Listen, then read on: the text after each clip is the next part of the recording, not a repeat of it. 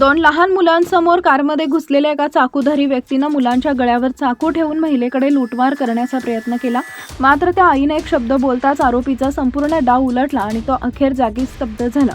मिळालेल्या माहितीनुसार ही घटना गुरुवारी सायंकाळी सुमारे 7च्या सुमारास माटुंग्यातील खालसा डॉन बॉस्को परिसरात घडली. संबंधित महिला आपल्या दोन्ही मुलांना फुटबॉलच्या सरावानंतर घरी नेऊन जाण्यासाठी कारजवळ आली होती.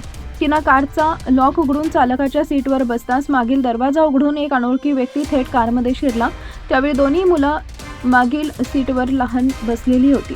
क्षणातच त्या व्यक्तीनं हातातील चाकू बाहेर काढला आणि मुलांना धमकावत महिलेकडे रोखला. त्यानं रोख रक्कम, सोन्याचे दागिने आणि मौल्यवान वस्तू देण्याची मागणी केली.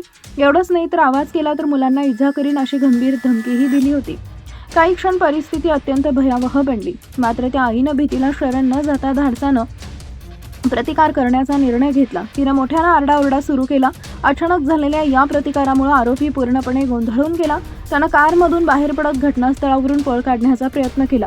महिलेचा आवाज ऐकताच परिसरातील नागरिक धावत आले. त्यांनी आरोपीचा पाठलाग करून काही अंतरावर त्याला पकडलं आणि पोलिसांच्या ताब्यात दिले. तपासादरम्यान आरोपीकडून 2 धारदार चाकू जप्त करण्यात आले. पोलिसांनी त्याच्या विरुद्ध गुन्हा दाखल केला असून पुढील तपास सुरू आहे. आईच्या धाडसाचं सर्वत्र कौतुक केलं जात आहे.